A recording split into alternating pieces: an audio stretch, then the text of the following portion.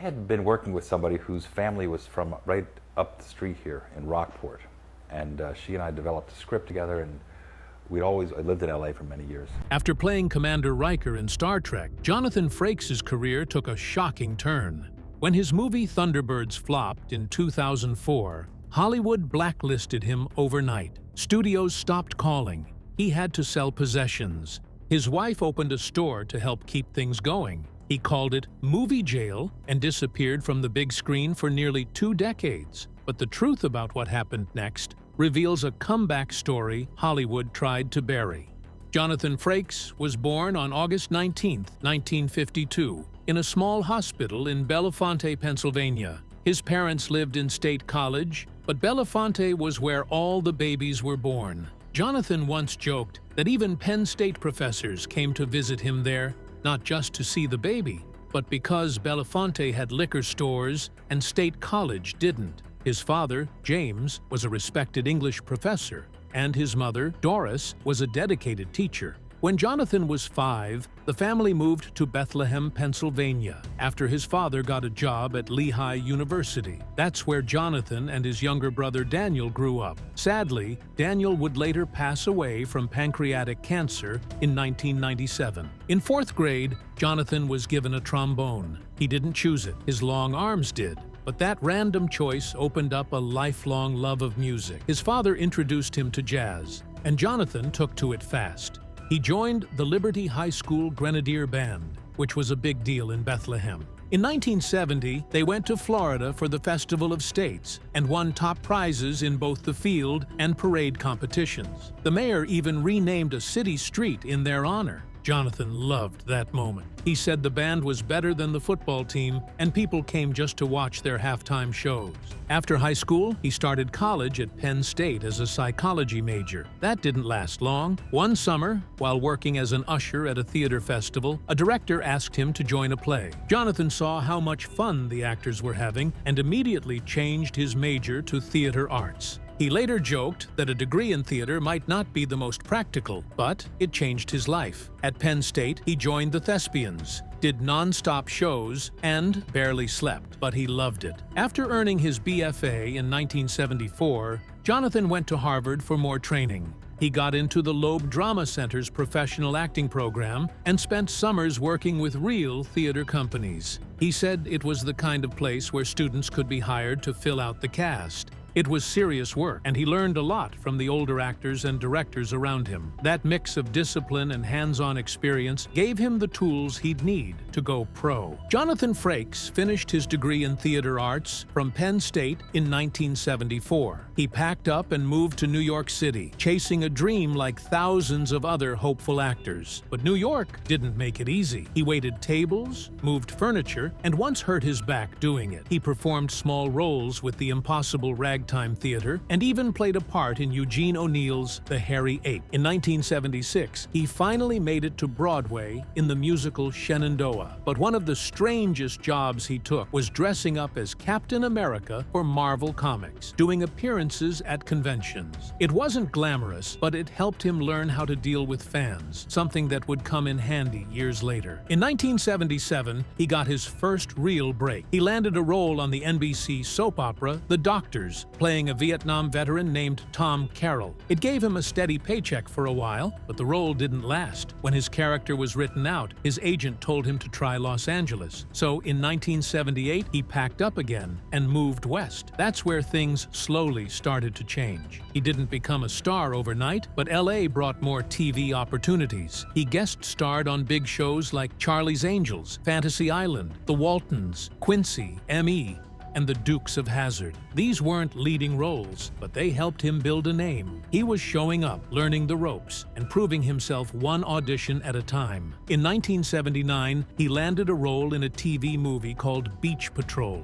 It was supposed to be a pilot for a new show, but it didn't go anywhere. just another dead end. He acted alongside Robin Strand and Christy Delisle, and the film was produced by big names like Aaron Spelling. But even big producers couldn't save it. Like many actors in Hollywood, Frakes was stuck in the cycle of pilots that never got picked up. He kept working, but the big break still felt far away. Then, in 1983, he thought he finally found it. NBC cast him in a primetime soap called Bare Essence, based on a miniseries that had done well. It was a huge chance, but the audience didn't care, and the show was canceled soon after it started. Another setback. But this time, something good came out of it. It was on that set he met Jeannie Francis. At first, they didn't hit it off. He even joked about her hair, but fate wasn't done with them yet. 2 years later, in 1985, they met again on the set of North and South, a massive Civil War miniseries. They filmed for 6 months across the southern United States, and this time, something clicked. Their relationship started, and so did the next big chapter of Frakes' career. North and South was a hit,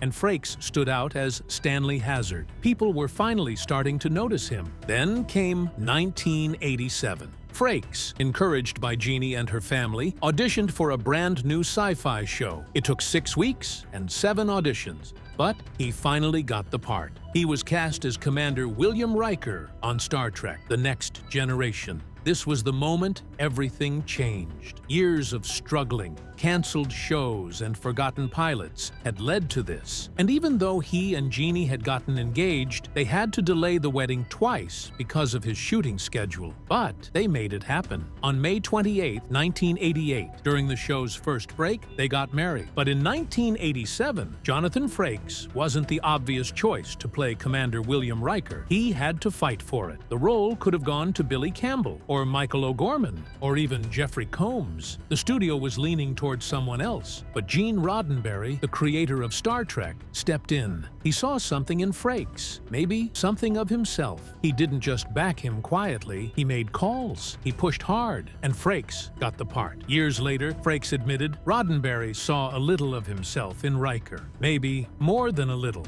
Once on the show, Frakes accidentally created something that became a legend, the Riker maneuver. It wasn't meant to be a cool move. The chairs on set were low and awkward, so instead of sitting normally, he just swung his leg over the back. It looked bold, maybe too bold. Frakes later joked it might have seemed like an asshole move, but fans loved it. It became a thing. Even Jack Quaid copied it in Lower Decks with a shout of "Riker" as he mounted a saddle. There's also another Riker maneuver from Insurrection, though that one had more to do with battle tactics. When the best of both worlds aired, something clicked that fans didn't expect. Jonathan Frakes, as Riker, wasn't just the calm second-in-command anymore. He was face-to-face with someone just as sharp, Commander Shelby, played by Elizabeth Dennehy. Their scenes together had this quiet tension. Riker rolled his eyes. Shelby pushed harder. Fans loved it. Years later, when the episodes were shown in theaters, people still remembered. One person even yelled out, "Read it, girl!" when Shelby challenged Riker in the elevator. That line wasn't just funny. It showed how strong their chemistry was. The audience could feel it. People started imagining a version of the show where Riker was the captain and Shelby was his number one. It made you wonder what could have been. It wasn't just a plot twist. It showed a different side of Riker, a man unsure if he was ready for the big chair. But not everything about Star Trek was serious. Jonathan Frakes once shared something surprising. He said that Gene Roddenberry told him not to smile. "It was absurd," Frakes said. He laughed about it later. "They cast me and then told me not to smile. The truth? The set was full of jokes. The cast was loud, playful, and always laughing. Frakes, Patrick Stewart, and Brent Spiner wanted to bring that energy on screen too. They admired the old trio, Bones, Spock, and Kirk, and wanted that same spark. They didn't just deliver lines, they teased each other, they rolled their eyes. They had fun, and you could feel that bond in every episode. It wasn't just acting, it was real friendship bleeding into their characters. When Jonathan Frakes first asked to direct an episode of Star Trek: The Next Generation, he could tell the producers didn't take him seriously. Rick Berman, the show's executive producer, didn't say no, but Frakes could see it in his face. That look of doubt stayed with him. So instead of pushing again with words, Frakes went quiet and started working. He spent months preparing. He sat in editing rooms for nearly 300 hours, joined casting sessions, and attended every pre-production meeting he could get into. Then he showed up with a 47-page presentation. It had everything. Storyboards he drew by hand, detailed camera setups, character breakdowns. That document earned a nickname, the Riker Directive. And when Berman finally looked at it, something changed. Frakes hadn't just asked for a shot, he built his own opportunity from scratch. The first episode he directed was The Offspring, an emotional story about Data building an android daughter. It wasn't easy. Frakes was still playing Commander Riker, so he had to juggle acting and directing at the same time. He wore his Starfleet uniform under a director's jacket, running from behind the camera to in front of it,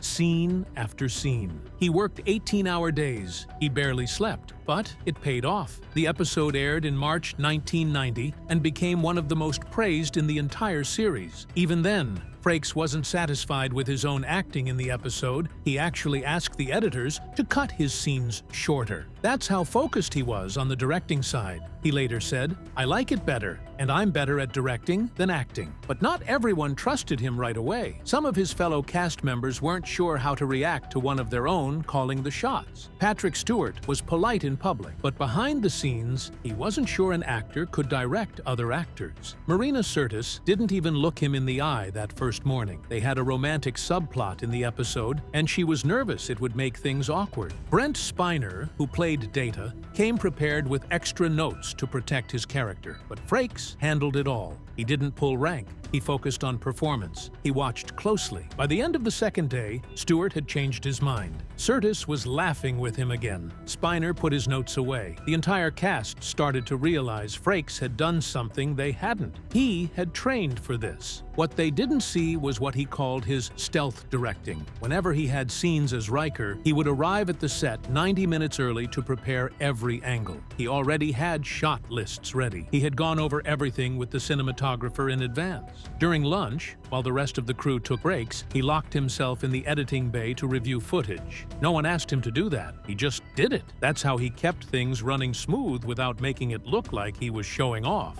And when it came to camera work, Frakes had a secret weapon. After shoots wrapped, he would head to a small bar called the Warp Core with Marvin Rush, the show's director of photography. They'd sit for hours, sipping Macallan 18, and Rush would teach him cinematography using bar napkins. Light placement, angles, composition, it all happened between drinks and scribbles. Frakes kept dozens of those napkins. 13 are still framed in his office. By the time Paramount needed someone to direct Star Trek First Contact, he wasn't their first choice. Big names like Ridley Scott and John McTiernan had already said no. But Frakes knew Star Trek better than anyone. He understood the tone, the characters, the world. So Paramount gave him the job. Frakes had 10 weeks to prepare, then 12 weeks to shoot. This was a huge change from television, where he was used to just 7 days for each phase. To get ready, he studied classics like Jaws, Close Encounters, and 2001, A Space Odyssey. He even looked at James Cameron's and Ridley Scott's work. He knew the pressure was on. This wasn't just TV anymore. One major shift came with the creation of the Borg Queen. At first, the writers wanted the Borg to stay a mindless collective, but Paramount's boss, Jonathan Dolgan, said the film needed a real villain.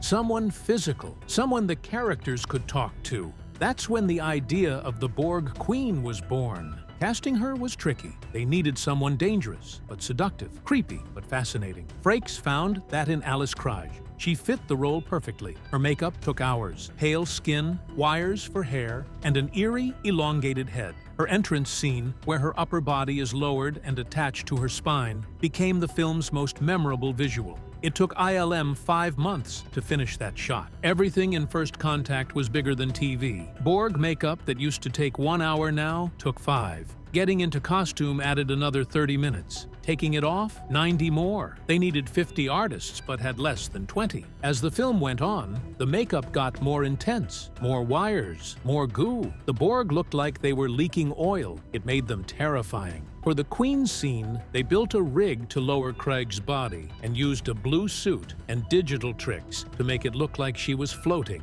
It was a bold move, and it worked. First Contact was a hit.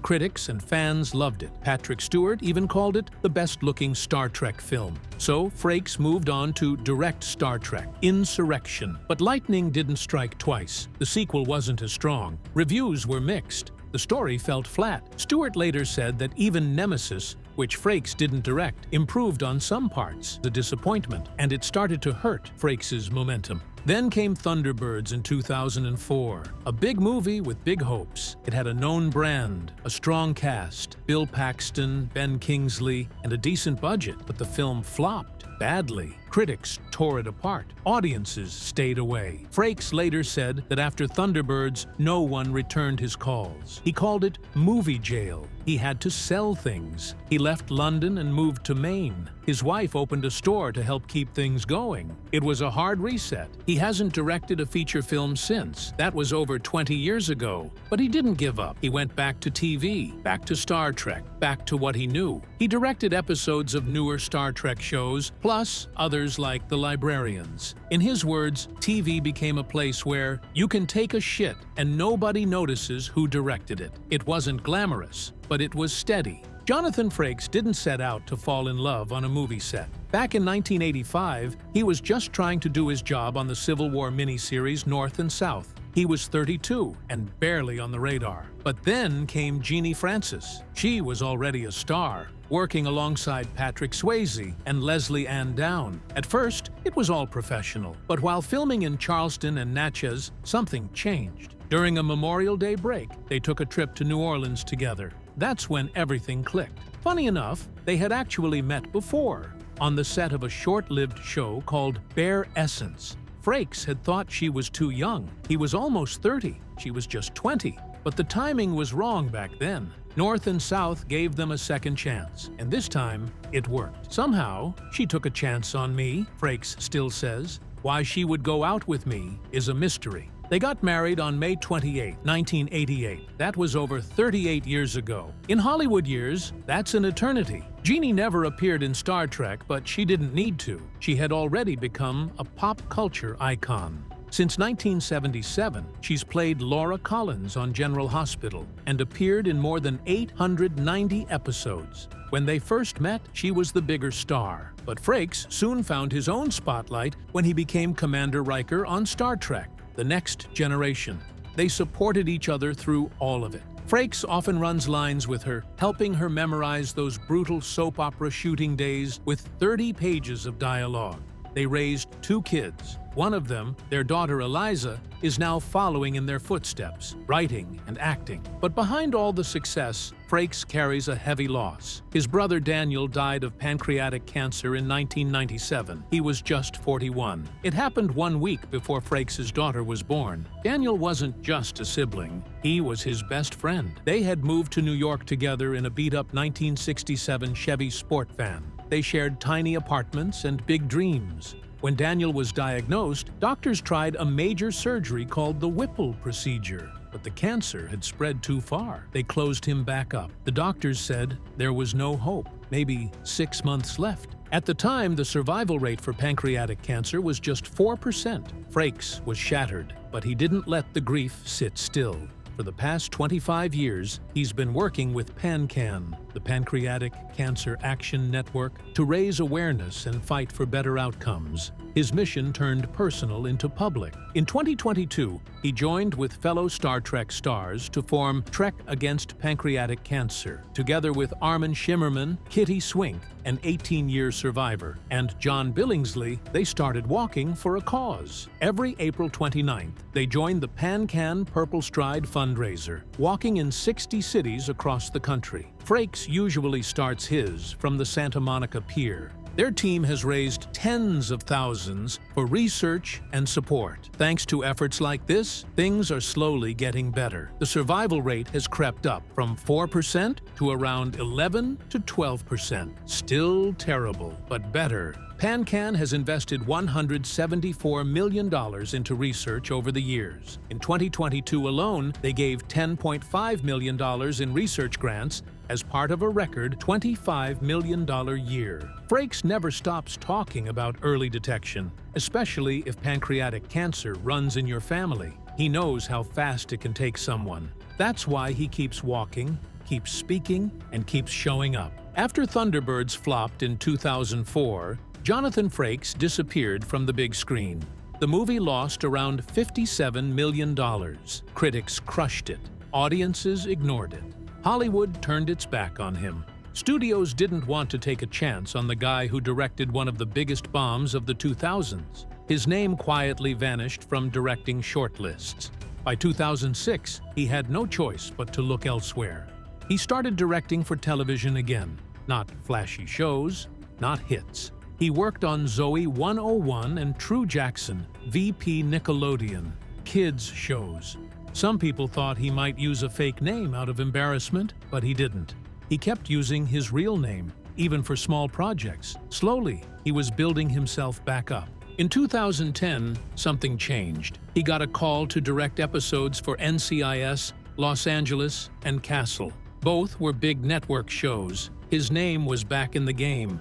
He was no longer the guy who bombed at the box office. He was the guy who stuck around and kept going. That's when people started calling him the sci-fi fixer. He had directed on 17 different science fiction or fantasy shows that were either struggling or just trying to find their rhythm. He worked on Roswell, The Librarians, Warehouse 13, Agents of SHIELD, and Orphan Black. When budgets were tight and storylines were a mess, they called Frakes. He brought structure. He brought pace. He made it work. By 2016, he had directed over 100 episodes of television. That's when the whispers started. People in the industry began calling him the genre whisperer. He wasn't flashy, he wasn't loud, but he got results. He knew how to balance action, character, and humor in shows that often had none of the above when he arrived. In 2018, it looked like he was about to make a real comeback. CBS greenlit a reboot of Beyond Belief, Fact or Fiction.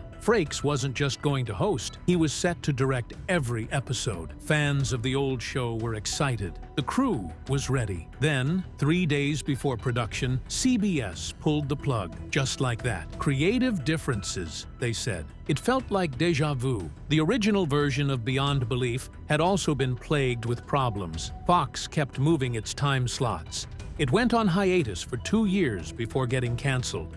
Now, the reboot was dead too, before it even started. But Frakes didn't quit. In 2021, he brought the show back in Germany. It was called X Factor, Das Unfassbare. They filmed in Los Angeles. He hosted again. Different network, different country, but the same strange stories and the same calm voice asking viewers to decide what was real.